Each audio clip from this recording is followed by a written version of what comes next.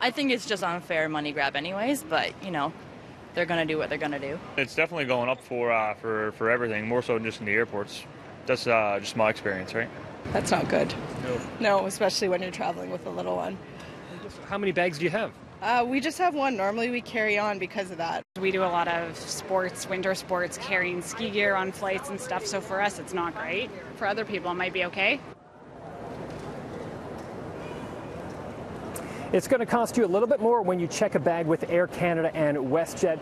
Both announced they are increasing their first check bag for $5 from $25 up to $30. That's for your first check bag. An additional check bag is going to cost you $50 more. Both airlines say to be competitive with ticket fares, they have to increase fees with optional services like checked bags. An added cost for airlines lately has been the fuel prices. Jet fuel prices are actually up over 30% year over year, meaning it takes thousands of dollars more to fuel a single jet engine plane. And that money has to come from somewhere. And it doesn't look like those prices are going down anytime soon. This is only the beginning. Diesel jet fuel prices are going to continue to be very, very strong in the days ahead. There's a number of reasons for that. But this is the first summer I've seen since 2008 where jet and distillates or diesel fuel is actually far more expensive than gasoline. Usually it drops during the summer. It didn't this year, so expect these prices to increase.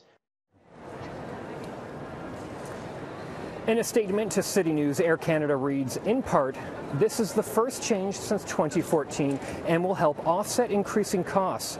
In the first 6 months of 2018, our fuel costs alone were up about $430 million, and we have to keep overall ticket prices competitive.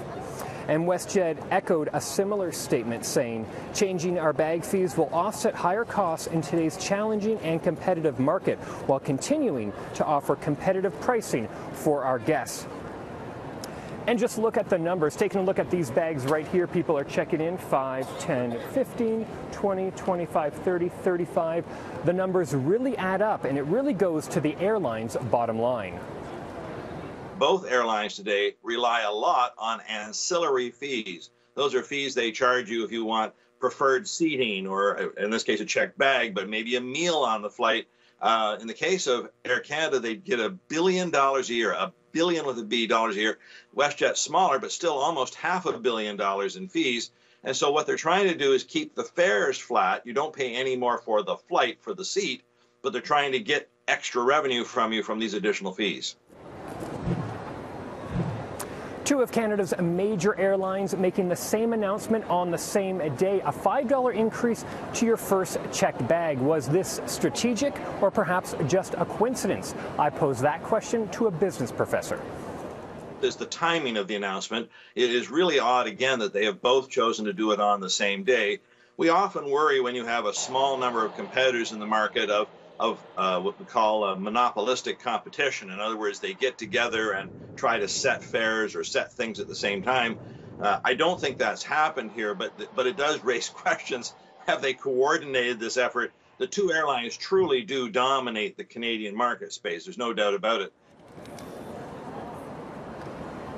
And I also posed that same question to both Air Canada and WestJet. I didn't get a response back from Air Canada, but I did get an email response from WestJet. And in that, they write me, this was not a proactive announcement on this.